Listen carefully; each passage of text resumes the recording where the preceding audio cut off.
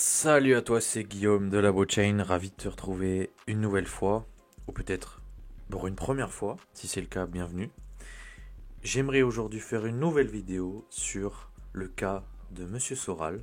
J'avais déjà fait une première vidéo sur son livre, que voici, n'hésite pas à aller la regarder si tu n'as pas vu ce premier épisode. Dans le premier épisode, je parlais plus du système monétaire, avec notamment la création de la réserve fédérale, tout ça, tout ça. Là, je vais plus m'attarder sur l'aspect sociétal, ce que ça donne au sein de la société, entre les gens, entre différentes entités. Donc, comme la première fois, j'ai sélectionné plusieurs passages et je vais passer en revue tout ça. Donc, bien sûr, ce sont des passages qui m'ont marqué, qui sont, je pense, les plus parlants et qui nous informent encore une fois que ce jeu est truqué. Et on verra à la fin si, encore une fois, est-ce que Alain Soral est plus un bitcoiner qu'autre chose, en réalité. Allez, rentrons dans le vif du sujet d'emblée. On commence par ce passage. Pouvoir occulte, mais bien réel, piloté des États-Unis par Wall Street, et qui seul peut expliquer la réponse des États occidentaux au dernier crack financier, aka the GFC, the Great Financial Crisis, la grande crise financière, donc de 2008. Fait bien référence à cet événement. Et donc pouvoir occulte, bon, on se doute bien de ce que c'est. Enfin, voilà, les entités qui tirent les ficelles de certains côtés et de l'autre aussi. Donc soit plutôt que la liquidation de ces prédateurs et parasites bancaires en faillite, donc voilà, je pense notamment à ces entités-là, le transfert de leurs dettes au peuple et leur renflouement par des masses encore plus accrues de fausses monnaies, toujours dévolues à la spéculation, quand cette masse de fausses monnaies, à usage spéculatif, destructrice d'économie, il dit ça et à juste titre, est la raison même de la crise. Donc en fait, dans une sorte de loupe, comme ça, de cercle vicieux, et 2008 n'a pas suffi. 2008 n'a pas suffi, et tant que j'y suis, là j'y pense, j'ai publié mon dernier article hier sur Medium. N'hésite pas à aller consulter ça, je mettrai le lien dans la description. Parce que justement je parle de l'économie, de l'état actuel de l'économie, je parle de tout ce qui est macro. Je parle évidemment de Bitcoin un petit peu, mais là je mets en exergue la situation, quoi, l'état de la situation, et c'est pas rassurant du tout pour 2026. Je laisse ça là, n'hésite pas à aller jeter un coup d'œil, je ferai très probablement une vidéo en m'appuyant dessus, mais si tu veux prendre de l'avance, fonce. Donc là on parlait des États-Unis, et pour la France, ce sera, je cite, la fin du droit de prêt à l'État à taux zéro par la Banque de France. Décision prise le 3 janvier 1973 sous la présidence de Georges Pompidou, ancien directeur de la banque Rothschild. If you know, you know. Une décision et une dépossession du pouvoir régalien de l'État qui avait nécessité au préalable l'éviction du général de Gaulle. Donc voilà, on dit souvent, une fois que de Gaulle est parti, ça a été la descente aux enfers. Donc on en a la preuve maintenant sur différents plans. Et oui, et on retrouve encore une fois de la source. Donc cette fameuse banque, il n'y a pas que Rothschild, il y a d'autres banques, mais disons que eux c'est vraiment le noyau dur. Voilà. Ensuite, une mise en relation directe et mercenaire du salaire et du profit. Donc là on rentre un peu plus dans voilà, l'aspect sociétal. Également mise en place au même moment chez les autres acteurs clés de la mondialisation, donc sportifs de haut niveau, notamment les footballeurs, acteurs, chanteurs, producteurs, Madonna, Tom Cruise. Alors, j'aime bien Madonna, enfin, du moins j'aime bien, c'est Hung Up, j'aime bien en ce moment, j'écoute le son Hung Up, voilà. j'avoue. Et en Slowed and Reverb, ça c'est encore mieux, qui en assure la promotion médiatique. Donc un petit monde de nouveaux riches qui va constituer devant le consommateur spectateur désormais statuairement salarié précaire cette hyper-classe mondiale au revenu exponentiel mais dénuée du minimum de culture humaniste. Culture humaniste qui caractérisait et modérait, à la suite du catholicisme, la bourgeoisie classique. Une nouvelle caste de ploucs prédateurs assumant fièrement la nouvelle idéologie nomade chère à Jacques Attali. idéologie faite d'inégalités sociales masquées par un antiracisme métisseur, if you know, là aussi, soit en réalité l'apologie d'un monde désormais fondé sur le capitalisme purement spéculatif, donc un capitalisme malsain, très clairement, donc le refus de tout ce qui prend sens dans la durée, culture enracinée et perspective historique. Alors, je vais passer, je me suis dit que là en milieu de vidéo je mettrai l'extrait de Jacques Attali, qui est assez connu maintenant, mais on ne sait jamais. Et puis ça fait du bien de le réécouter de temps en temps. Mais en tout cas, là, par rapport à la culture enracinée et de perspective historique, ce que je voulais dire, c'est que parfois, je me pose et je me dis, attends, c'est quoi le projet là en fait? Pourquoi on fait tout ça? Pourquoi la politique? Pourquoi les gouvernements? Puis gauche, puis droite, puis on parle. C'est quoi le projet commun?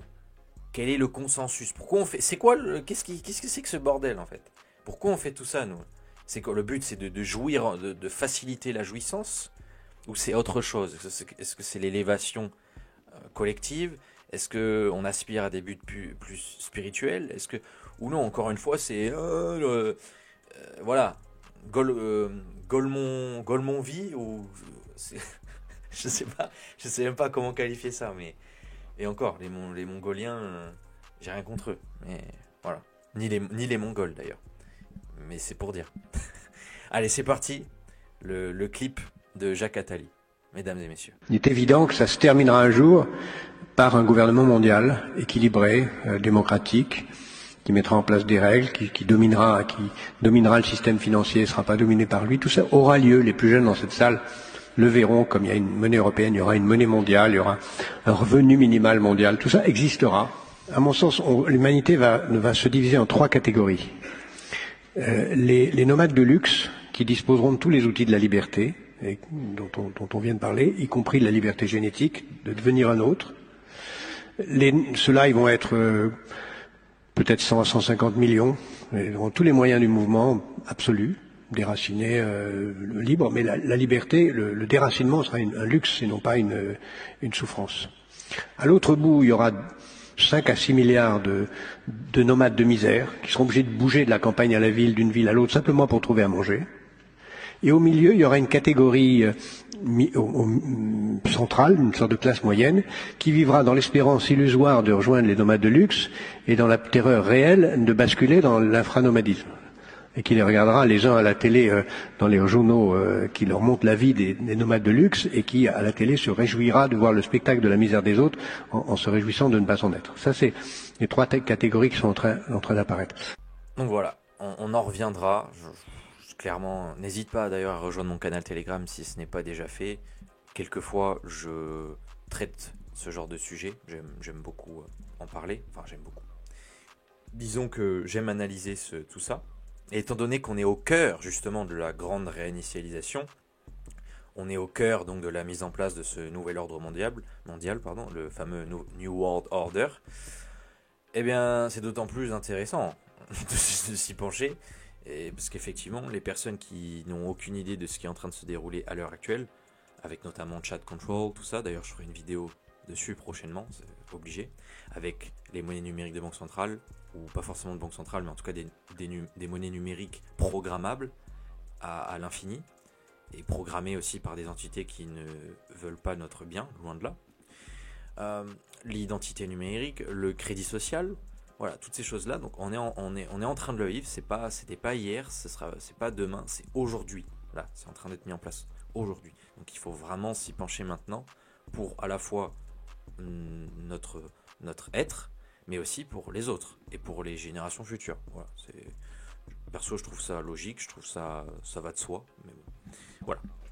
Le prochain passage que j'ai sélectionné, un monde régi par la dérive du capital nomade, dont la constante, quelles que soient les manipulations du monde salarial et ses collaborations, aura été, tout du long, outre la maximisation du profit, de liquider la classe moyenne, par définition indépendante et rétive au pouvoir. Isoler la classe moyenne d'abord, par la propagande des agitateurs socialistes cosmopolites, je l'aime, en l'amalgamant idéologiquement à la grande bourgeoisie, afin de la jeter à la vindicte de la classe ouvrière, avec qui pourtant, depuis la commune donc fin du 19e siècle, au moment où voilà, il y a eu, disons, une petite révolution pour la cause donc des ouvriers, on va dire du peuple.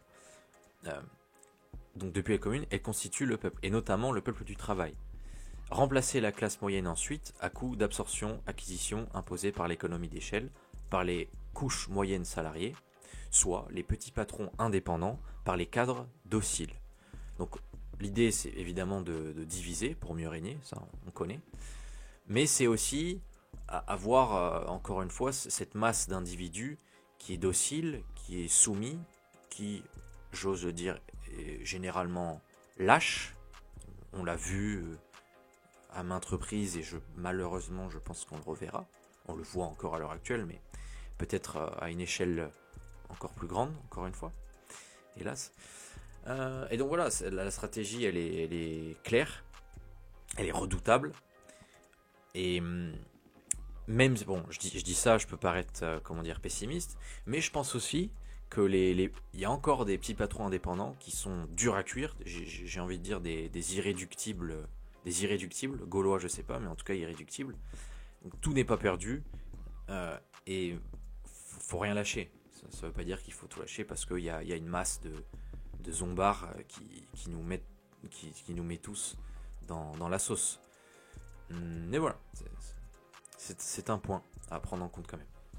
Ensuite, avant-dernier passage, donc liquider cette fameuse classe moyenne, enfin, purement et simplement, en se servant notamment de la crise financière orchestrée par la banque, pour lui couper, face à une surfiscalisation imposée par l'État complice, le crédit relais nécessaire à son fonctionnement. Donc cette destruction finale de la classe moyenne, productive, lucide et enracinée, correspondant au projet impérial de liquidation de toute insoumission au capital, par essence apatride, donc un capital malsain, mauvais, pour que rien ne subsiste enfin de